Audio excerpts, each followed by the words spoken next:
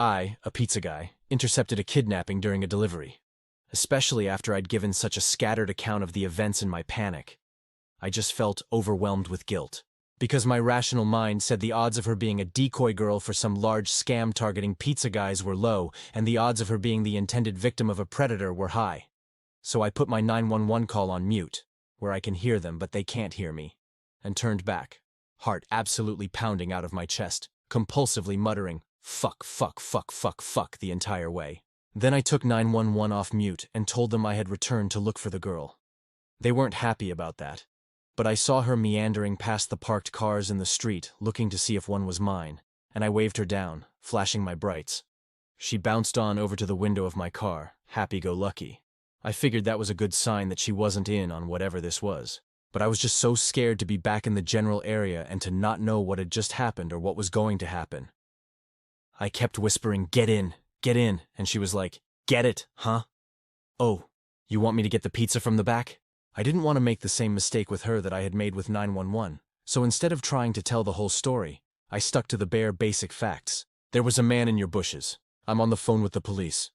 I don't know where he is right now. Please get in the car so we can lock the doors. I was barely able to get even those sentences out, and I was shaking like I'd had 10 cups of black coffee.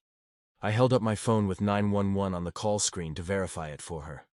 I thought that was why she got in the car with no further explanation, but it turns out that wasn't entirely it. You still there? Is she with you? Are you safe? Is anyone else there? 911 kept checking in, not knowing who the third party I was talking to was. I reassured them, and we drove, more cautiously this time, to a location 911 instructed us to wait at to speak with police after they cleared the area. I didn't actually have to do much after that. The police came pretty soon after. A police car met us.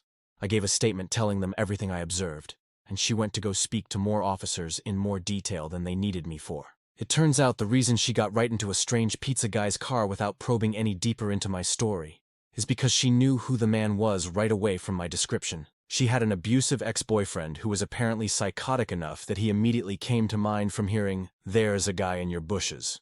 She later called us to thank me and insist on leaving a huge tip. I wasn't there when the call came in, so the kid who answered didn't know to refuse to accept the money. But the manager already promised the next time we see her, we can load her up with enough one free pie cards to last a lifetime. Easily the scariest thing that has ever happened to me, on the job or off. But I'm still not the same since. Even though I know he didn't even have anything to do with me directly, this truly shook me to my core. So, man in the bushes, let's not meet.